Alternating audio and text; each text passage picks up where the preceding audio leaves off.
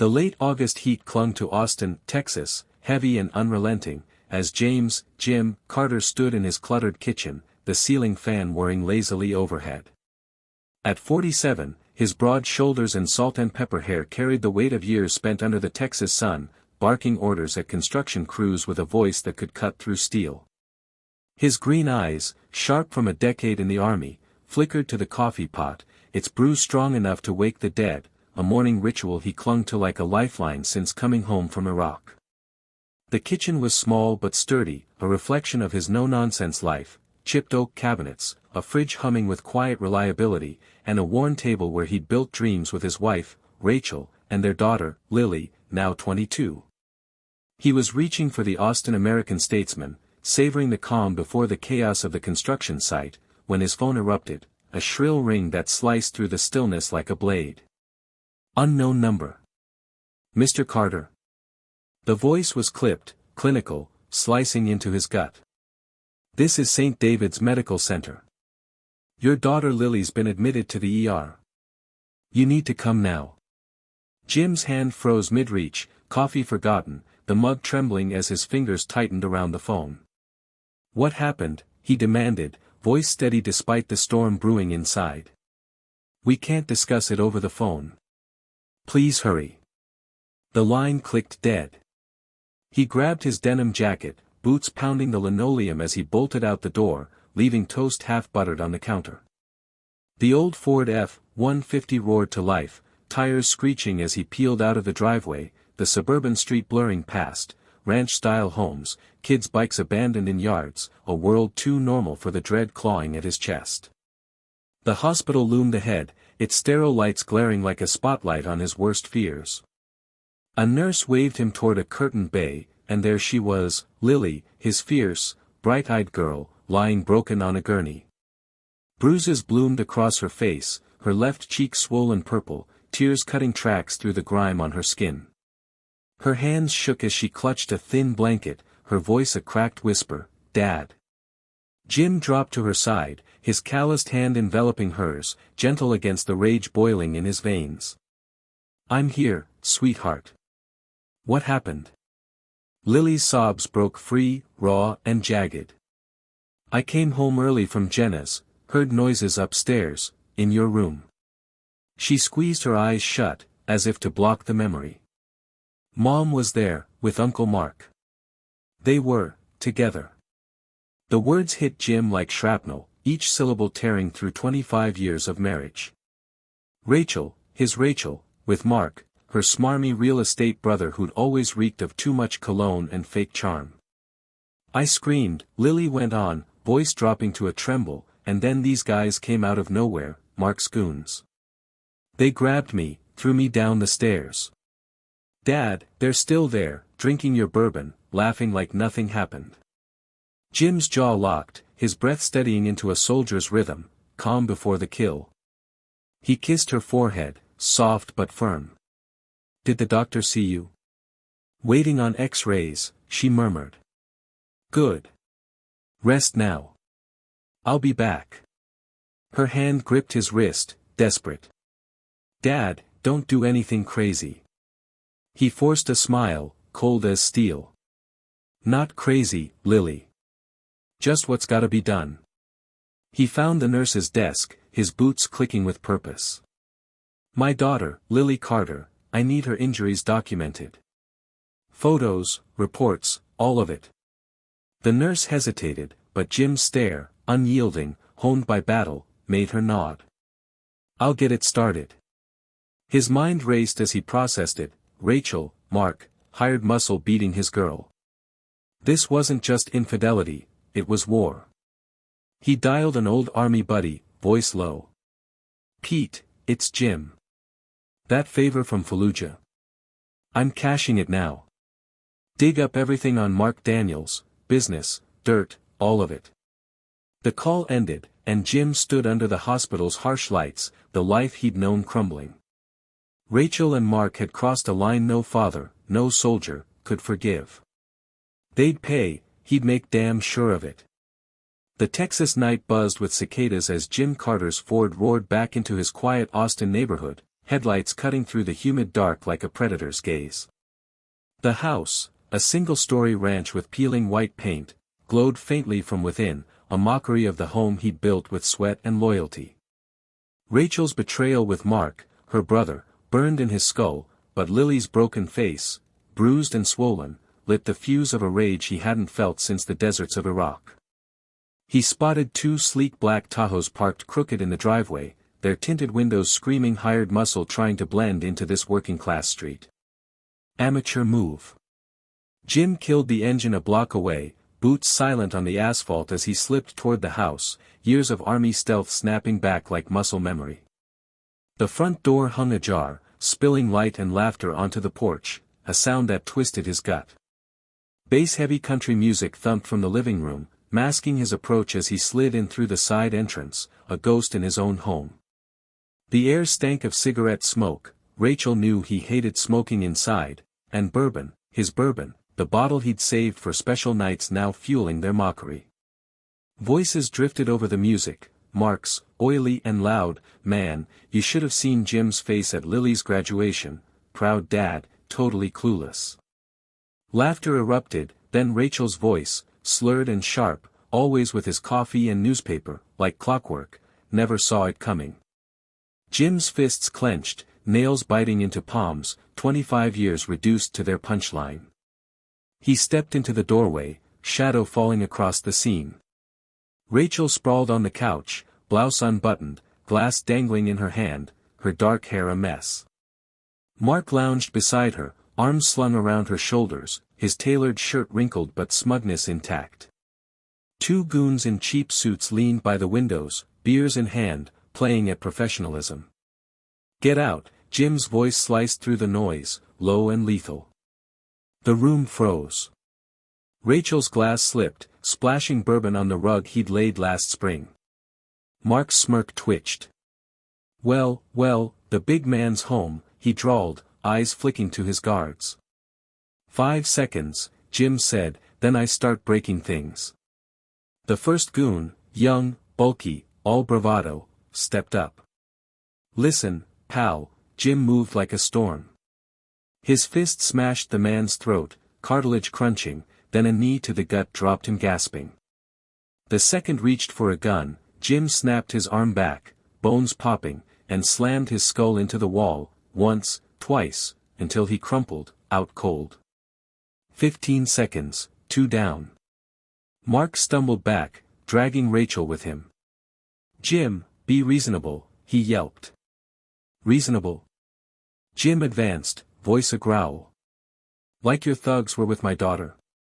Rachel flinched, she shouldn't have. Jim's backhand cracked across her face, silencing her excuse. She sprawled, clutching her cheek, staring in shock. "Don't you dare blame her," he snarled, then grabbed Mark by the throat, slamming him into the wall. Mark's feet dangled, face purpling as he wheezed, "Please, we can talk." Jim tightened his grip. "Like your boys talk to Lily with their fists." A knee to Mark's gut doubled him over, then Jim's boot crashed into his ribs, once, twice, 3 times, each crack a release of fury. Rachel screamed, "Stop, you'll kill him."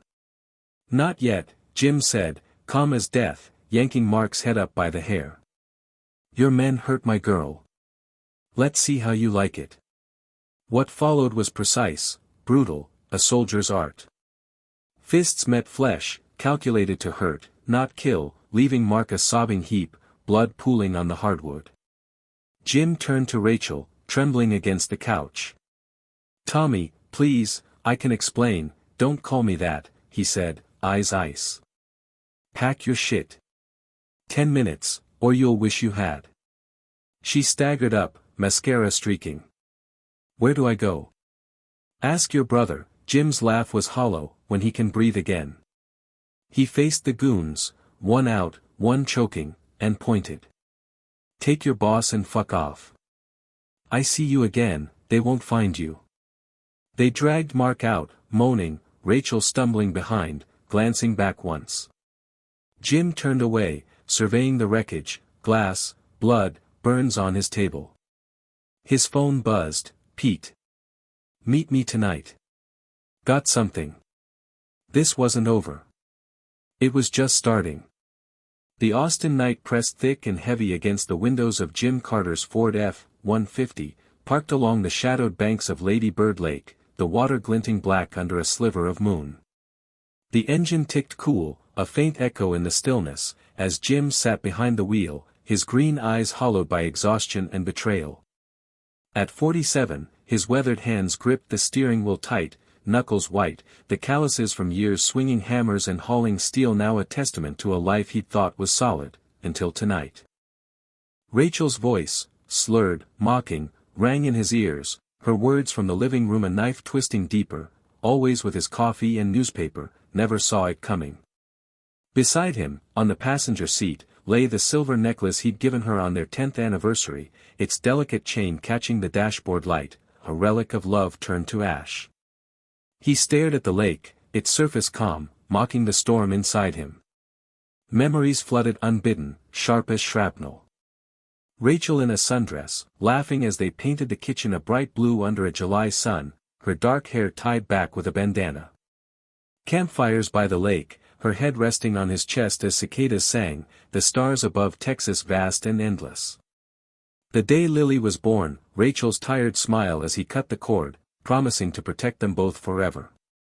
Those moments had felt real, unbreakable, 25 years of shared mornings, quiet nights, holidays with her pecan pie and his bad guitar strumming. Now they were lies, stained by the image of her with Mark, her brother, in their bed, her laughter at his expense a poison seeping through every memory. Jim's breath hitched, a soldier's control fraying at the edges. How long had it been this way? Mark's smug grin at family barbecues, his just dropping by visits when Jim was at the site, always with a bottle of wine or a slick excuse. Rachel's late nights, her excuses about girls' trips or book club, her phone always angled away, her sighs when he talked about the crew or the house. He'd chalked it up to stress, to time wearing love thin, he'd been a fool. Lily's voice cut through the haze, they threw me down the stairs, Dad. They're still there, laughing.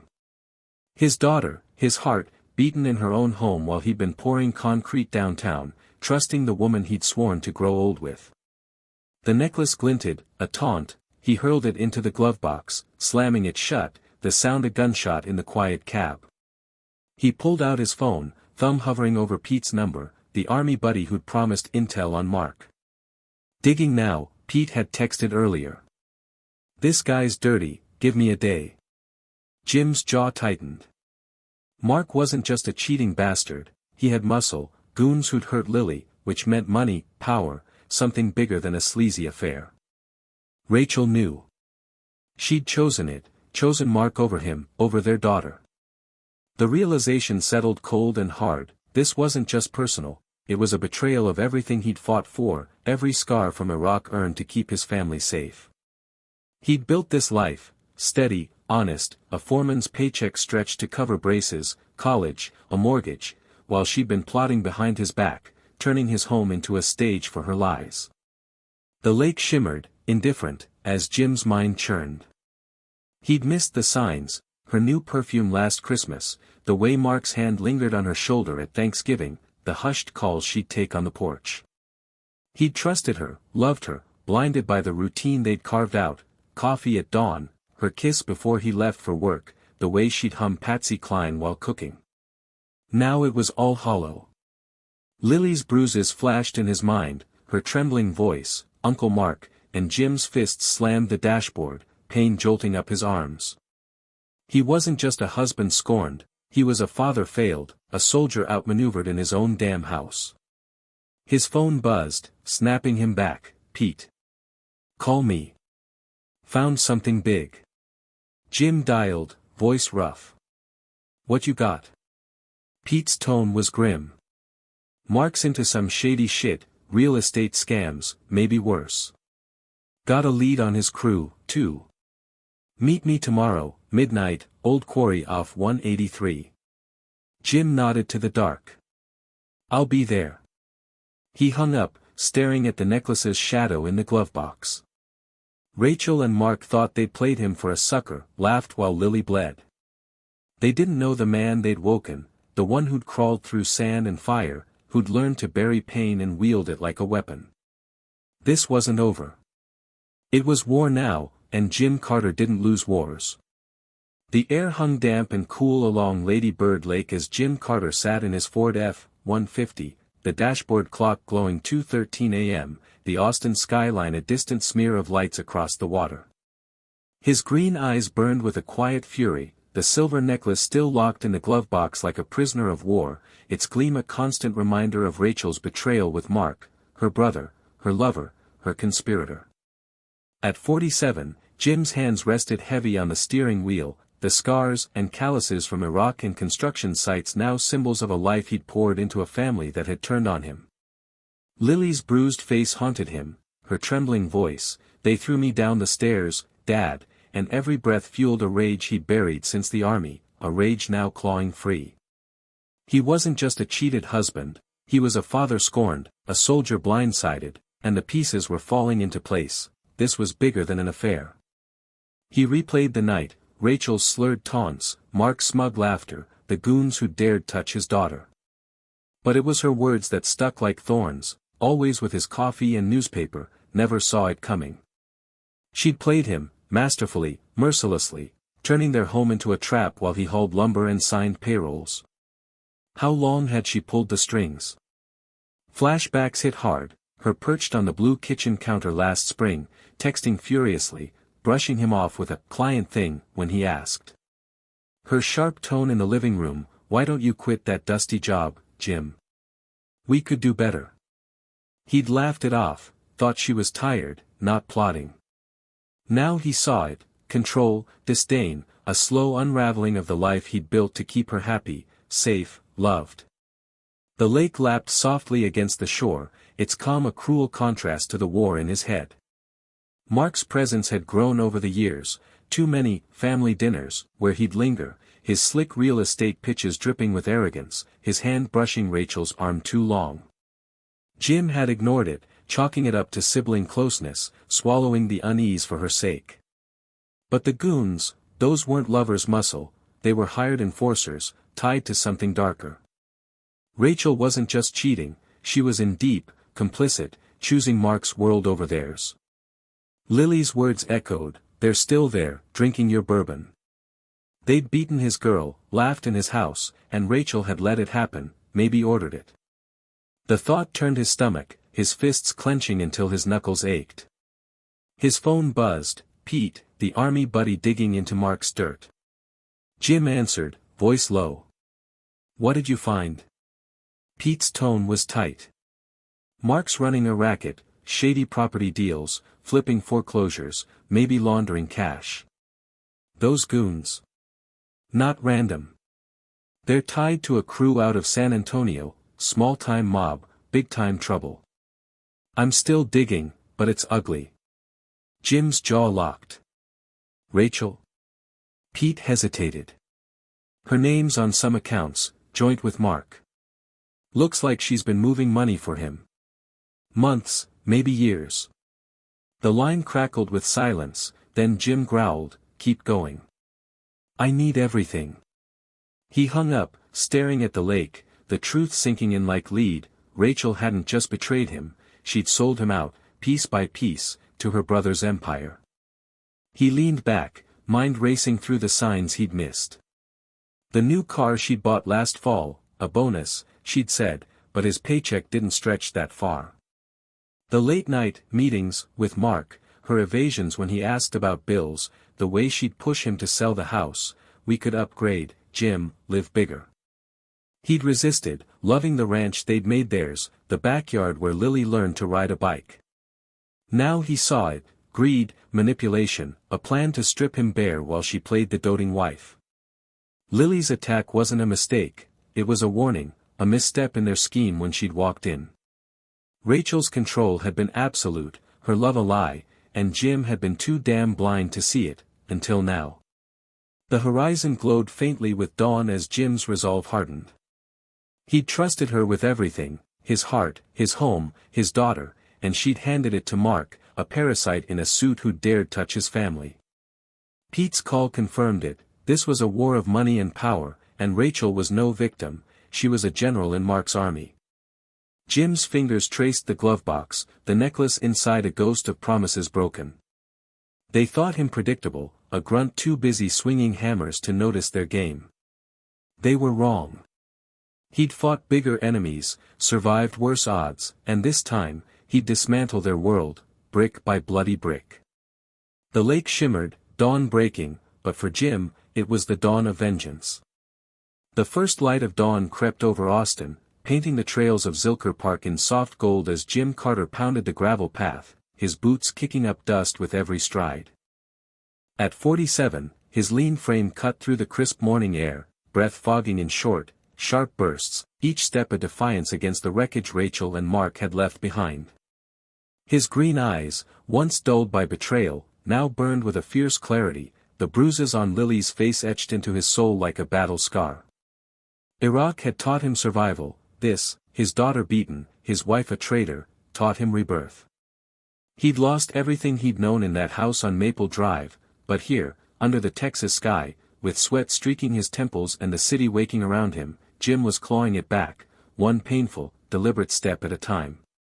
He stopped by a bench overlooking Barton Springs, chest heaving, and pulled a battered notebook from his jacket.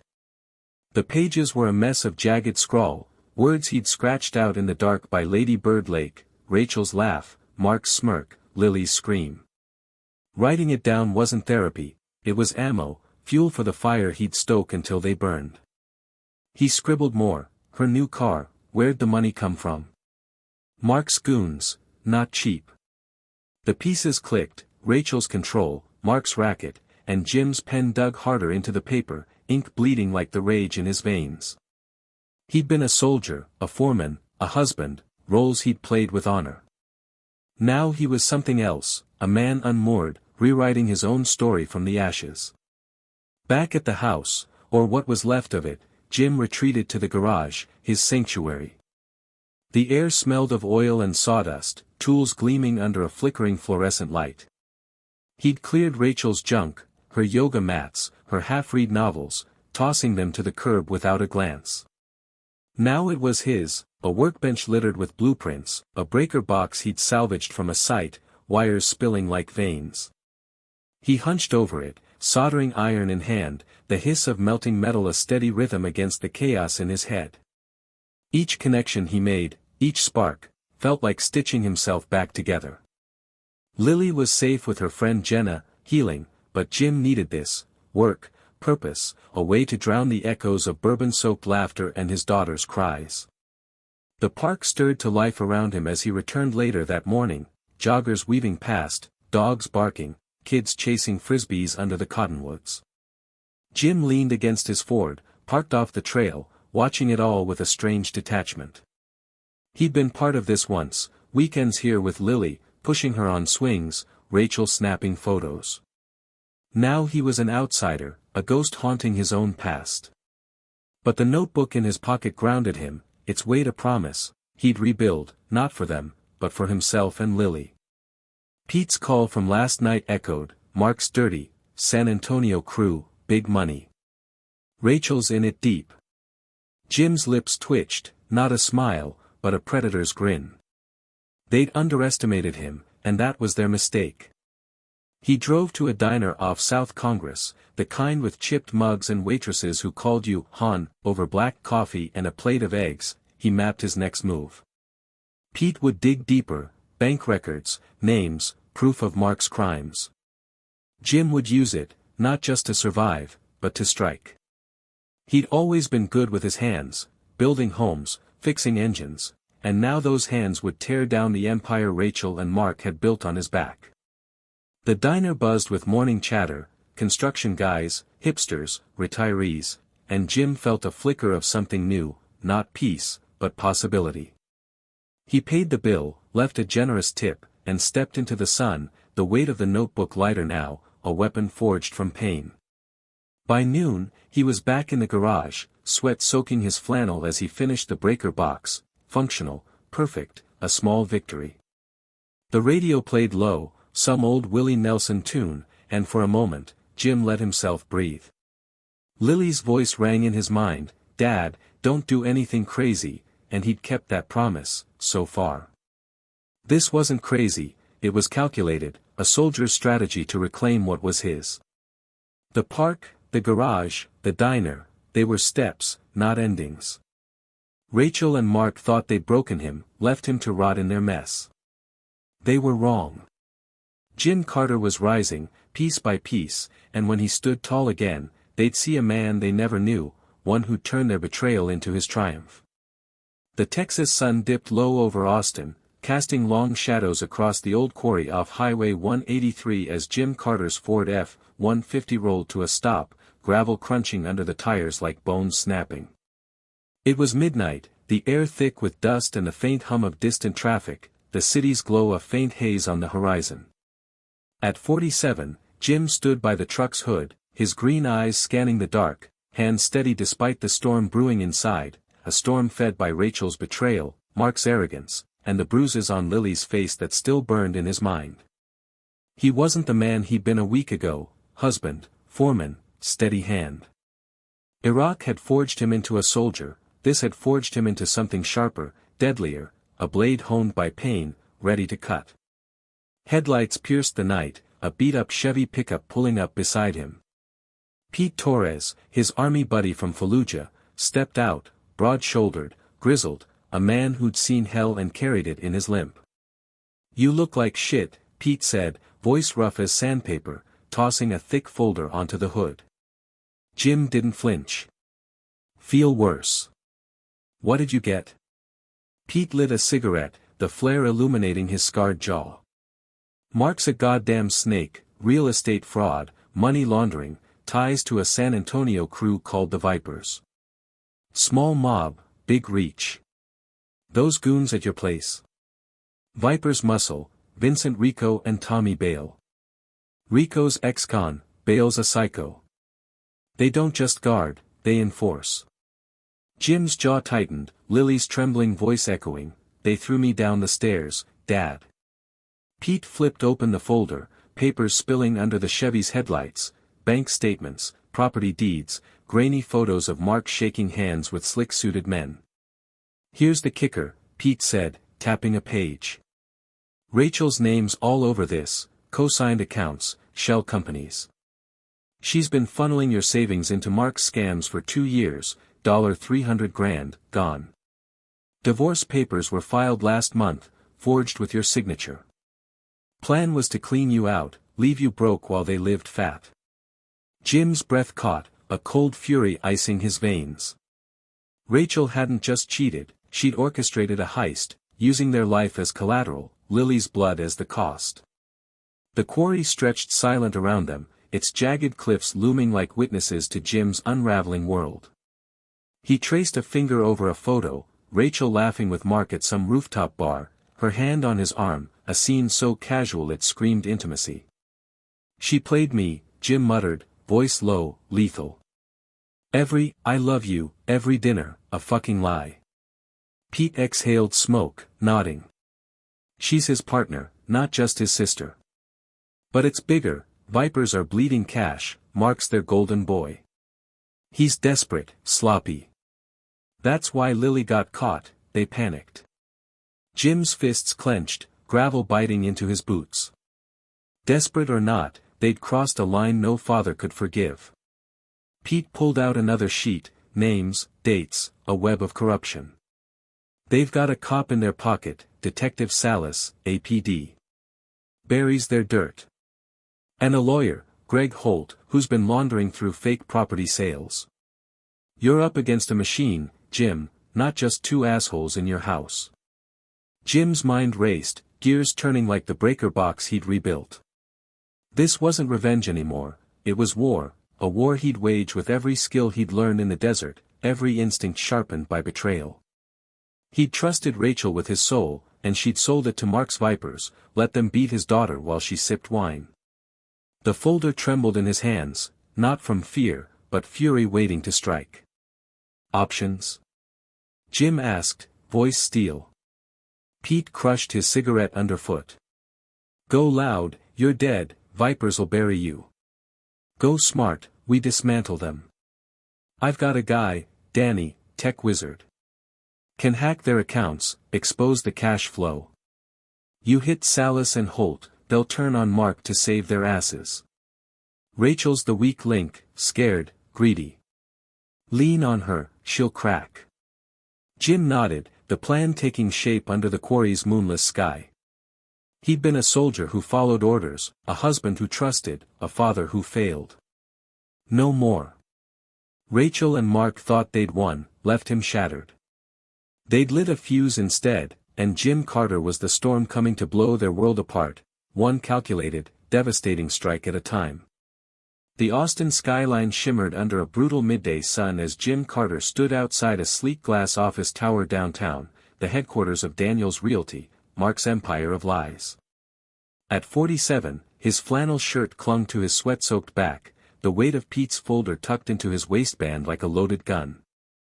His green eyes narrowed against the glare, scanning the building's polished facade, every window a testament to the wealth Rachel and Mark had stolen from him, from Lily, from the life he'd bled to build. Last night's quarry meeting had lit a fuse, now Jim was here to detonate it. He wasn't the broken husband they'd mocked over bourbon, he was a soldier, a father, a man with nothing left to lose and everything to take back. This was step one, hit them where it hurt. He pushed through the revolving doors, the air-conditioned lobby a stark contrast to the heat outside, marble floors, fake plants, a receptionist with a tight smile. Appointment with Mark Daniels, Jim said, voice flat, handing over a forged business card Pete had whipped up, James Carter, property investor. She nodded, oblivious, buzzing him up to the 10th floor. The elevator hummed, mirrors reflecting a man he barely recognized, hardened, unshaven, eyes like steel traps ready to snap.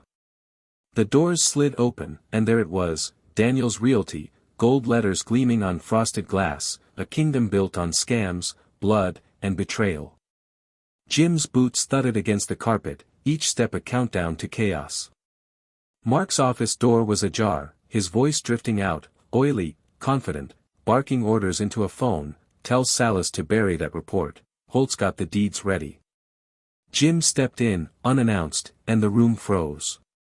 Mark looked up, mid-sentence, his tailored suit crisp despite the panic flashing in his eyes. Jim, he stammered, phone slipping to the desk. What the hell, Jim didn't speak. He tossed Pete's folder onto the mahogany desk, papers fanning out, bank records, photos, Rachel's signatures on shell companies. You recognize this? Jim's voice was a low growl, cutting through Mark's bravado. Your racket. Her money. My life. Mark's face drained, hands trembling as he snatched a page. This is nothing, forged. Shut up, Jim snapped, slamming a fist on the desk, the crack echoing like a gunshot. You beat my daughter, laughed in my house, stole everything. You think I'd let that slide? Mark scrambled back, chair scraping, his polished mask cracking. It wasn't me, Rachel, she planned it, I swear. Jim advanced, towering over him, grabbing his tie and yanking him close. Don't you dare pin this on her alone. You're a team, Vipers, Salas, Holt, all of it. I know everything. Mark's breath hitched, sweat beading on his forehead. Jim, listen, we can deal. Jim's fist crashed into his jaw, blood spraying across the desk, a tooth skittering to the floor. Mark crumpled, groaning, clutching his face. Jim pulled a burner phone from his pocket, dialed Danny, Pete's tech guy. It's time, he said, voice steady. Send it.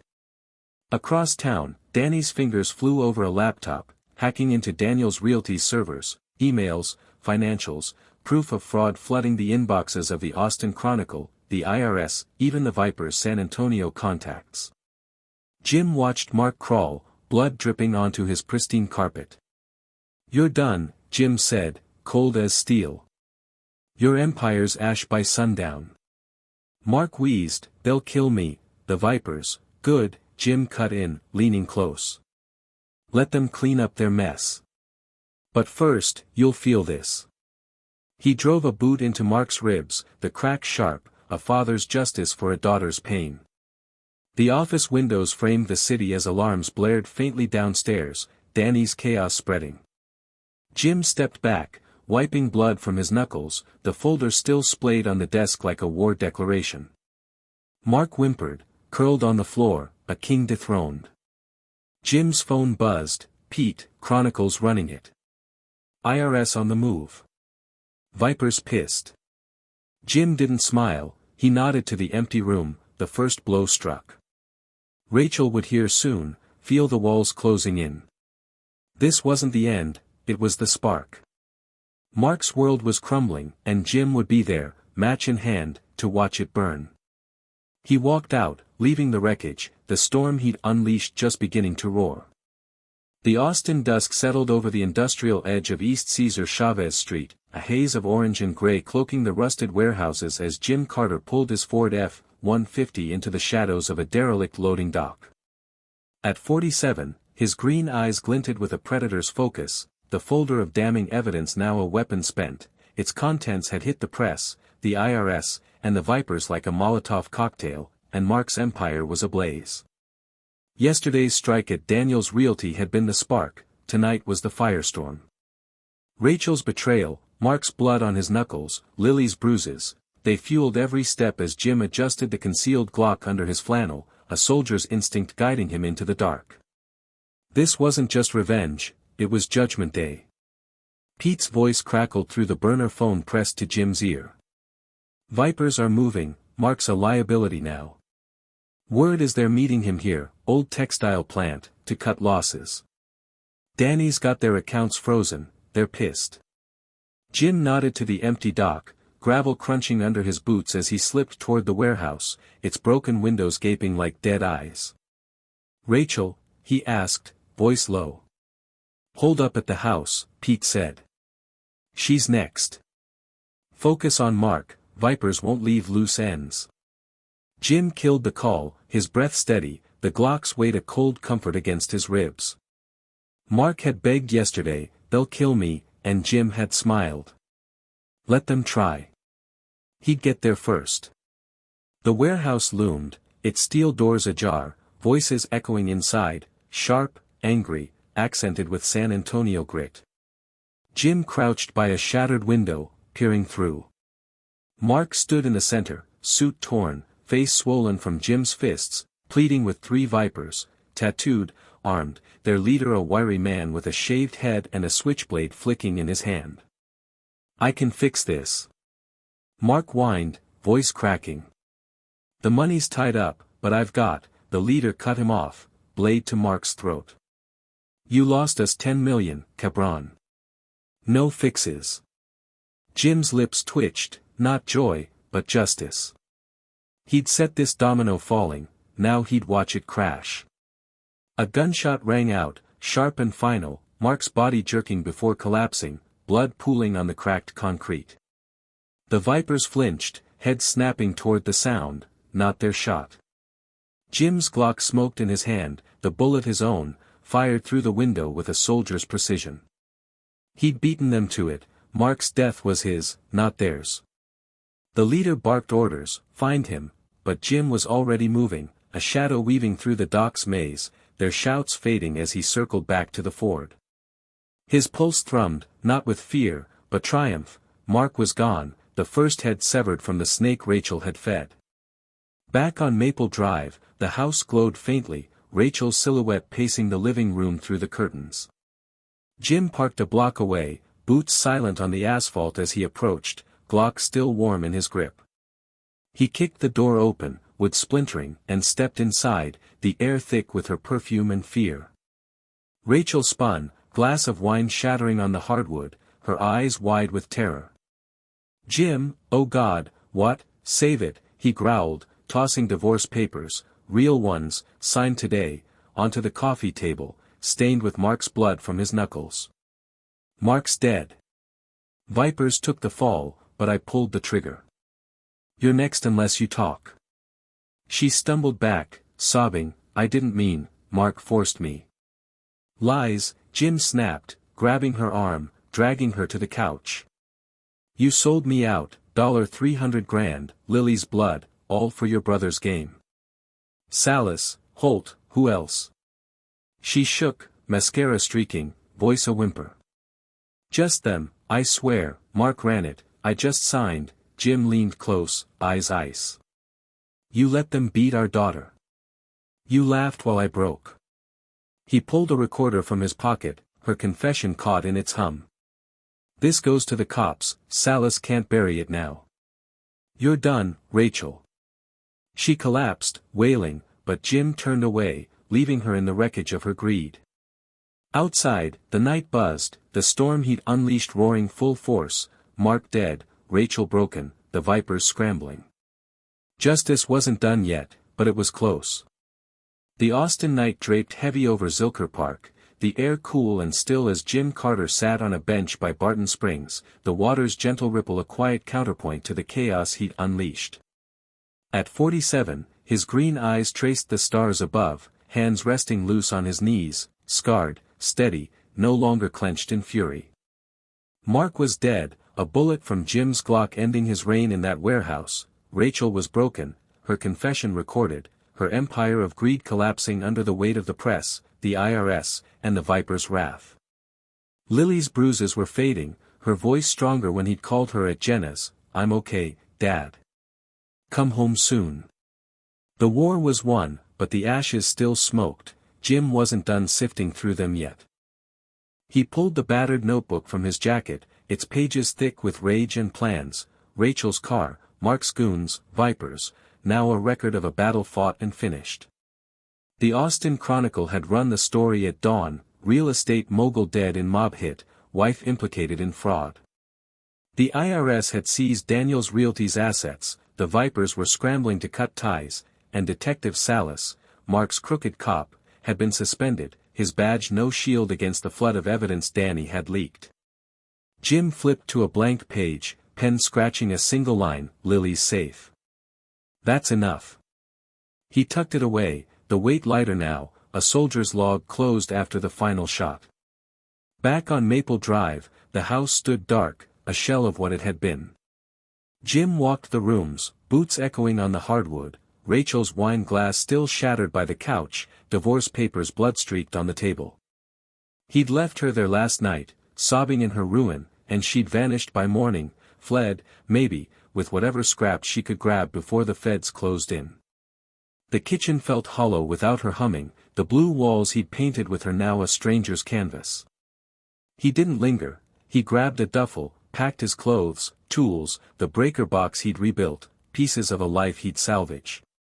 The rest, her perfume, her lies, could rot with the house. His phone buzzed, Pete, voice gruff but warm. Salas is singing to save his ass, named Holt, pinned it all on Mark. Vipers are done here, San Antonio's their mess now. You good? Jim leaned against the Ford, parked outside, the night wrapping him like a cloak. Good enough, he said. Lily's what matters. Pete chuckled. Damn right. Beers tomorrow, Danny's buying. Jim nodded to the dark. Deal. He hung up, staring at the house one last time. It wasn't home anymore, just a battlefield he'd walked away from, victorious but scarred. The city hummed beyond, oblivious to the war Jim had waged. He drove to Jenna's, a small apartment off South Lamar, where Lily waited. She opened the door, her face still marked but her eyes bright, throwing her arms around him. Dad, she whispered, voice thick. You didn't do anything crazy, right? He smiled, real this time, soft. Just what I had to, kid. She pulled back, studying him, then nodded. Good. I'm proud of you. The words hit harder than any punch, a balm on wounds he hadn't named. Jenna waved from the couch, she's a fighter, like you. Jim ruffled Lily's hair, the weight of her trust anchoring him to something new. By midnight, Jim sat in the Ford outside Jenna's, engine off, the silence a rare gift. The Vipers would hunt their own now, Rachel would fade into whatever hole she'd crawled to, and the house on Maple Drive would sell, its ghosts no longer his to carry. He'd won, Lily was safe, Mark's blood was cold, Rachel's schemes were dust. But victory wasn't sweet, it was heavy, a quiet ache for the years lost to her lies. He started the truck, the rumble a promise, he'd build again, simpler, truer, with Lily at his side. The stars over Austin watched as he drove into the night, the ashes settled, a man reborn from the fire he'd set. The Austin skyline glowed under a late March sunset in 2030, 5 years since Jim Carter torched the lies of his past and rose from their ashes. At 52, he stood on the porch of a modest cedar cabin off Lake Travis, the water shimmering gold below, his green eyes softer now, etched with lines of a man who'd fought and found peace. The cabin, hand-built, sturdy, was his sanctuary, its wide windows framing a life rebuilt with sweat and stubborn will. Inside, laughter spilled out, Lily, now 27, clinked glasses with her fiancé, Sam, a quiet engineer with a steady hand, while Pete and Danny argued over brisket recipes by the grill. Jim leaned on the railing, a beer cold in his grip, the scars on his knuckles faded but never gone, a map of the war he'd won. 5 years ago, Mark's blood stained a warehouse floor, Rachel's sobs echoed in a ruined house, and the vipers scattered like roaches under a flipped rock. The IRS had gutted Daniel's realty, Detective Salas served 3 years for corruption, and lawyer Holt fled Texas, disbarred and broke. Rachel surfaced once, a grainy photo in a tabloid, working a bar in Reno, her face hollow, eyes dead, then vanished again, a ghost of greed Jim no longer chased. The house on Maple Drive sold fast, its cash funding this cabin and Lily's law school at UT Austin. She'd graduated last spring, top of her class, now clerking for a judge downtown, her fire turned to justice, a legacy born from her father's fight. Jim sipped his beer, the lake breeze cool against his skin, memories flickering like fireflies. The notebook, once his war log, sat on a shelf inside, its last page dated March 2025, Lily's safe. New start. He'd kept that promise. The cabin wasn't just wood and nails, it was redemption, nights hammering beams with Pete, wiring lights with Danny, Lily painting walls a soft green. Friends had rallied, Jenna, now married with a kid, sent cookies every Christmas, Pete's limp eased with time, Danny's tech skills landed him a cushy gig. They'd all risen, a family forged not by blood but by loyalty, the kind Rachel and Mark never understood. Lily stepped out, her engagement ring catching the sunset, her smile bright as she hugged Jim. Sam's nervous about meeting the judge tomorrow, she said, laughing. Told him you're scarier. Jim chuckled, ruffling her hair like old times. He'll survive. You picked a good one. She nodded, eyes warm. Learn from the best. Sam joined them, awkward but earnest, offering Jim a handshake that turned into a quick hug. Thanks for the cabin, sir, it's perfect. Jim clapped his shoulder. Built it for this, family. Inside, Pete yelled, briskets ready, and the porch filled with voices, a chorus of a life reclaimed. The stars emerged over Lake Travis, the night settling soft and clear. Jim wandered to the water's edge, boots crunching gravel, the cabin's lights a warm glow behind him. 5 years had dulled the ache, Rachel's betrayal, Mark's smirk, Lily's pain, but never erased it. It was fuel, not a chain, it drove him to this, a home, a daughter thriving, a circle unbroken. He'd sold the old Ford last year, bought a new truck, black, sleek, a symbol of moving on. Lily wanted kids someday, and Jim pictured teaching them to fish here, telling stories of a fight they'd never know, a victory they'd inherit. Back on the porch, Lily raised a toast, to Dad, who rebuilt us when it all burned down. Glasses clinked, eyes met his with pride, and Jim felt it, peace, hard won, real. Rachel and Mark had tried to bury him, instead, they'd lit the spark for this, a life stronger than their lies. He lifted his beer, voice steady. To us. The lake shimmered, the night stretched wide, and Jim Carter stood tall, a man who turned ashes into a legacy, his war finally at rest under a Texas sky.